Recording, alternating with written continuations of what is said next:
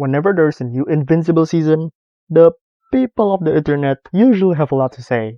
If you like chicken nuggets,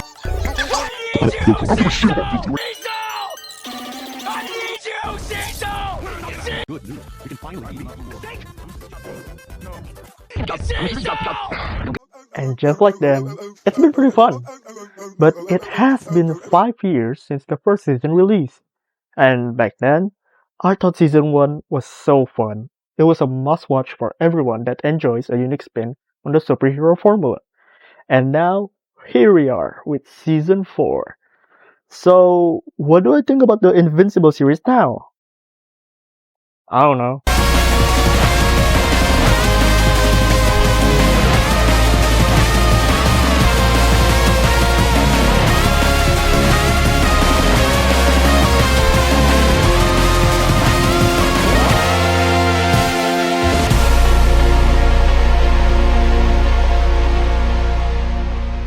First thing first, I want to talk about the characters.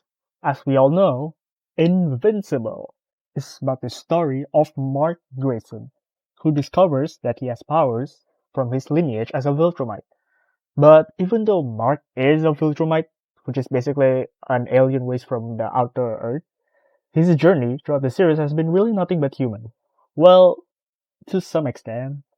We started from this young teenager who just discovered that he has superpowers and is just trying to do good in the world, to getting beat up by the strongest warrior beast in the galaxy, found out that all this time his superhero dad wanted to enslave the entire human race, being told that his dad never loved him or his mom and it never meant nothing to him, getting beat up again, trying to help a guy gain access to the multiverse, failed that, get sent to another planet far, far away to help an entire race of aliens, found out that his dad, again, became the empire of that alien race and that he has a new fucking alien baby brother.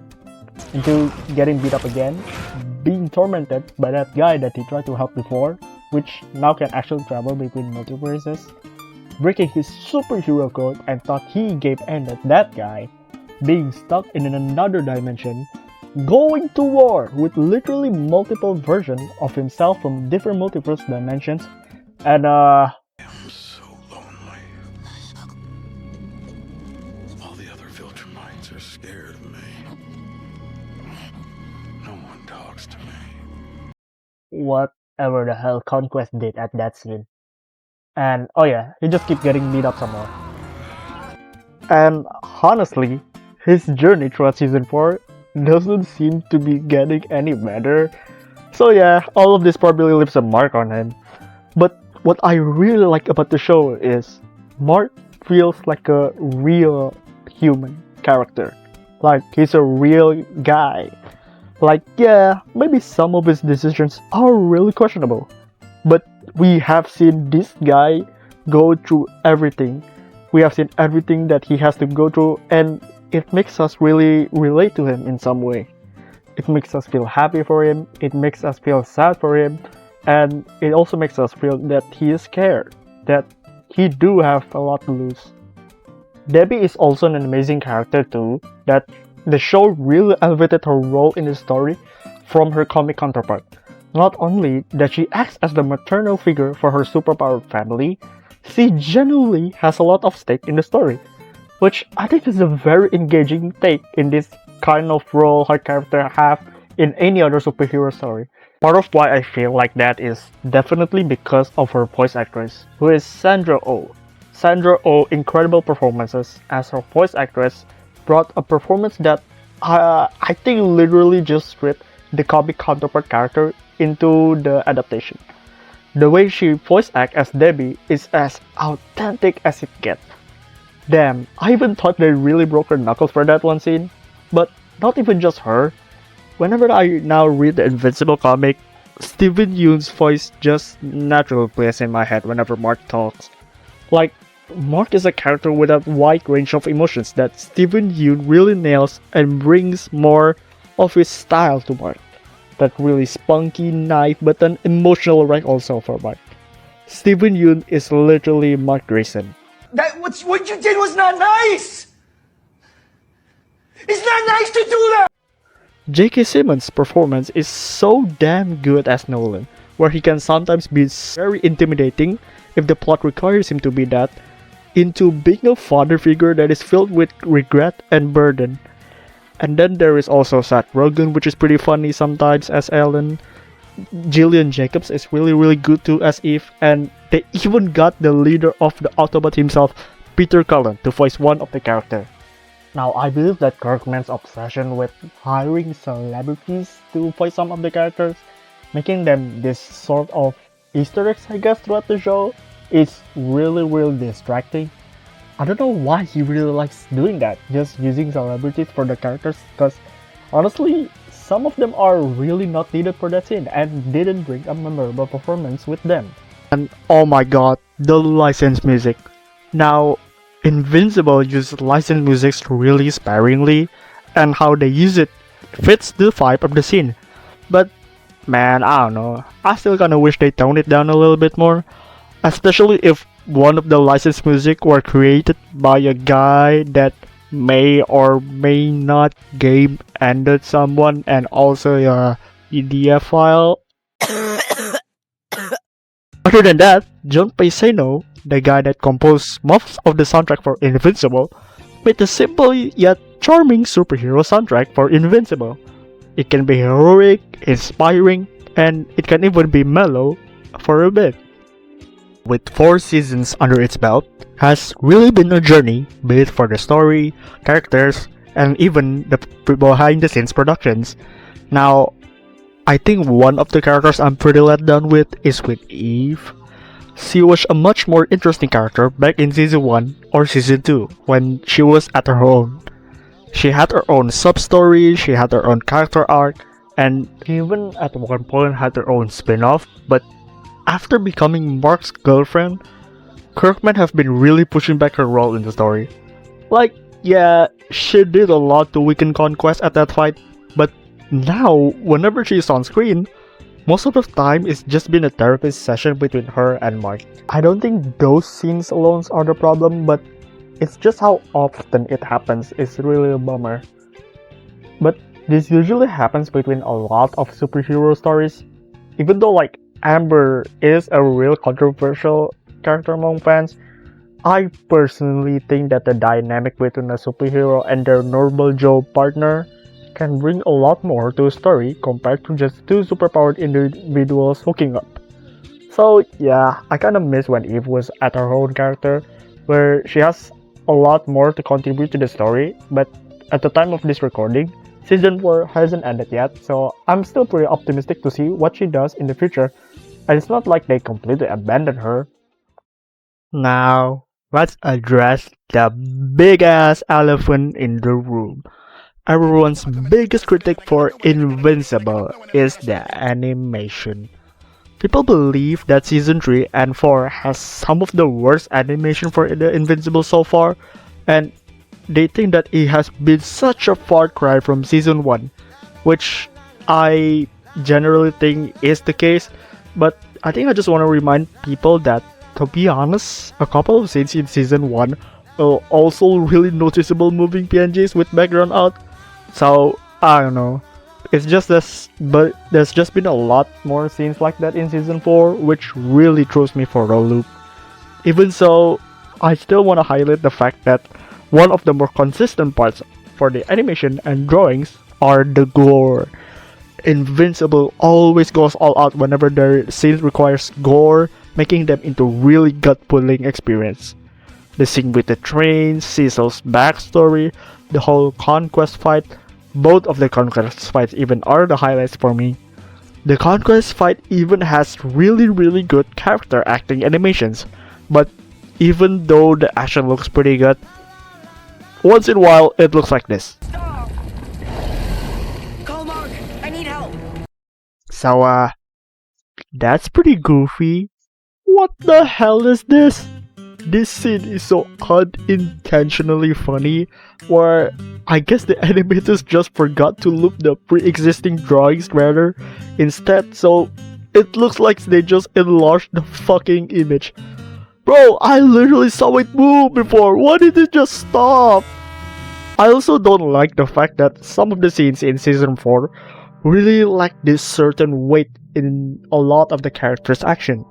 It makes some of the action set pieces really missing that oomph in impact, even when the scale of the actions are huge. But this is usually pretty rare. But after finding out that there are only 4 people, yeah, 4, that handles basically all the VFX, compositions, and the storyboarding, is really what makes me want to especially point a light at the production of Season 4. Mind you that Invincible have a new season every year, with each season having 8 episodes, and with each episode averaging between 50 minutes.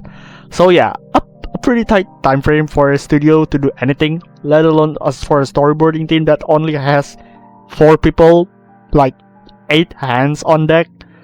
This show definitely needs more compositors, bro, or generally storyboard artists, because I think with a lot of more people, some of the more awkward scenes in the series can be easier in the eyes. You can see the difference from the entirety of Season 3 compared to the final episode of that season, where it was actually done by 8 storyboard artists. Now, there is intention to how the character moves, there's a clear flow for how one scene moves into another. This and more time for productions can definitely help with the behind the scenes. I don't believe it to be a problem with the voice actors budget, because from what I learned, there seems to be a separate budget for the voice actors and the animations, but it is still a really limited budget, so there are probably better alternatives for this, like probably don't hire celebrities only for them to say one line.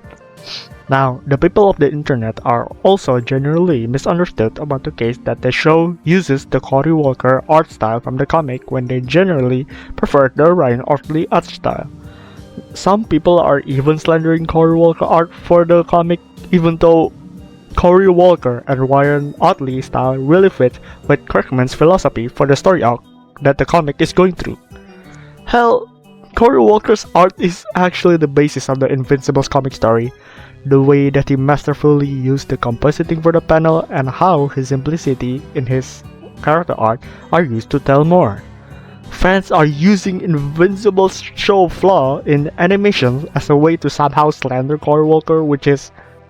Guys, what are we doing? Do you really think that by not following Ryan Otley's more gory art style is why the show have a lot of flaws in animation? I don't even think this show has a problem with the art style because of the simplified nature, which is actually really evoking that Cory Walker energy. It makes the animators' job easier because they now can animate the series faster and better to fulfill that recurrent new season issue that Kirkman wants. Well, better is a really strong word for this, cause this is where you have to realize that the problem really lies with the infrastructure of the Western animation industry. You can compare to how animes are being produced nowadays, like with the really toxic workplace conditions. For example, the outlier quality of shonen battle anime like the 3rd season of Jujutsu Kaisen, or I can even make the comparison to Western produced animated show like Castlevania Bloodlines. Hell, I can even compare Invincible to Invincible itself. For example, the Atom Eve special, which has an incredible fight animation, which nothing else so far except for the Conquest episodes haven't even comes close. You can also look at the season teasers that Invincible had. Fun fact, if you didn't know, the season teasers are actually directed by a French animator by the name of Balak, popular for his semi-animated style for his webcomic and his pornographic animations featuring his OC, Maxine.